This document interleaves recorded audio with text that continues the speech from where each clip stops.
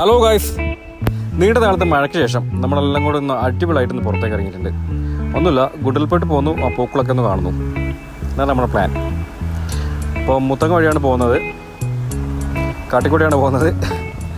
അങ്ങനെ മുത്തങ്ങ എത്തിയ അവിടെ തന്നെ നല്ല വിശപ്പ്. ഹോട്ടലിൽ കയറി നല്ല ചൂട് പുട്ട്, നല്ല ചൂട് ബീഫും.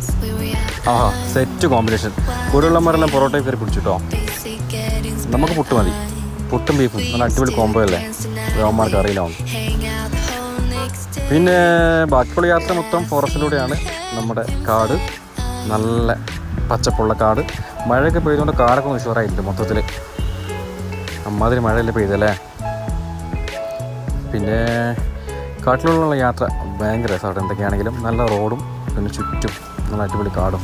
കാട്ടാനയും കാട്ടുപുലിയും പണ്ടാരൊക്കെ വേറെ ഉണ്ടാവും, എന്നാലും യാത്ര ഭയങ്കര രസമാണ്. എന്നാൽ പോയിക്കൊണ്ട സമയത്ത് റോഡിൽ ചെറിയൊരു തിരക്ക് കണ്ടു. ഭയങ്കര ചില ആനയോ പുതിയൊക്കെ ആയിരിക്കുന്നു, പക്ഷേ അത് വെറും കാട്ടുതേനായിരുന്നു.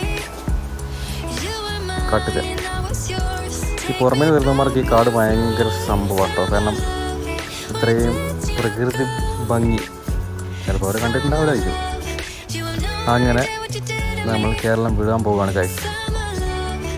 കേരളത്തിലെ കാട് മടുത്തു നമുക്കിനി. ഇനി നമുക്ക് കർണാടകയിൽ കാട് പിടിക്കാം. കർണാടകയിൽ മാറുമ്പോൾ തന്നെ നമുക്ക് മനസ്സിലാവും ആ ഒരു പ്രകൃതി തന്നെ ഒരുപാട് മാറ്റം വരുന്നത്. എൻ്റെ കണ്ടില്ല, കാട് തന്നെ നോക്കി എത്ര മാറ്റം ഉണ്ടെന്ന്. നമ്മുടെ കാട്ടിലെ ആ പച്ചപ്പ് കർണാടക കാടിനും ചെടികൾക്കും പുല്ലിനൊന്നുമില്ല. ഈ റോഡ് ഭയങ്കര രസമുള്ള റോഡാട്ടോ. എത്ര പോയാലും മടുക്കാത്ത റോഡാണ് ഈ റോഡ്. ഭയങ്കര ഭംഗിയുള്ള റോഡാണ്.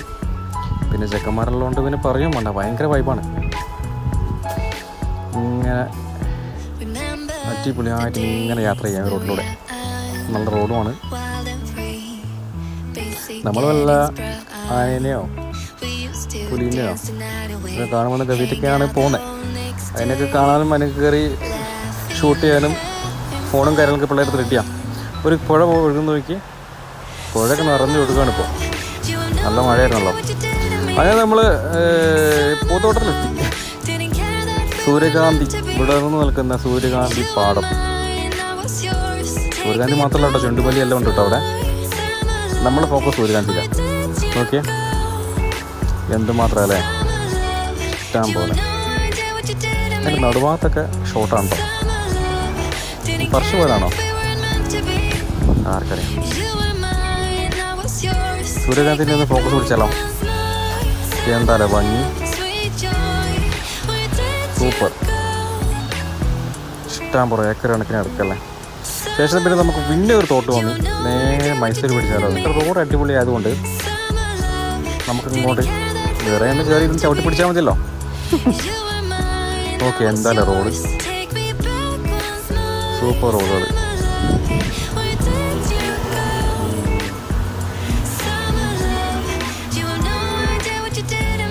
ആണ്ടേ, കേരളത്തിലെ മഴ മടുത്തിട്ടാണ് കർണാടകയിലേക്ക് വന്നത്. ഇവിടെ വീണ്ടും മഴ, പക്ഷേ വൈബാ. വണ്ടിക്കുള്ളിൽ നല്ല തണുപ്പും സെറ്റ്.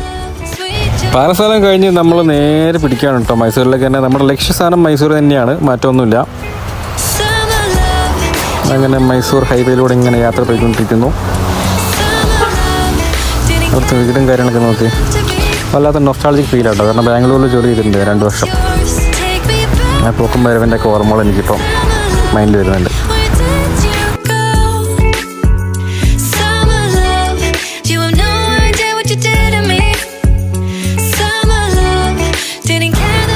അങ്ങനെ മൈസൂരിലെത്തി. മൈസൂരിൽ നമ്മുടെ വലിയ ചർച്ച്, സെൻറ്റ് ഫിലോമിനാസ് ചർച്ച്.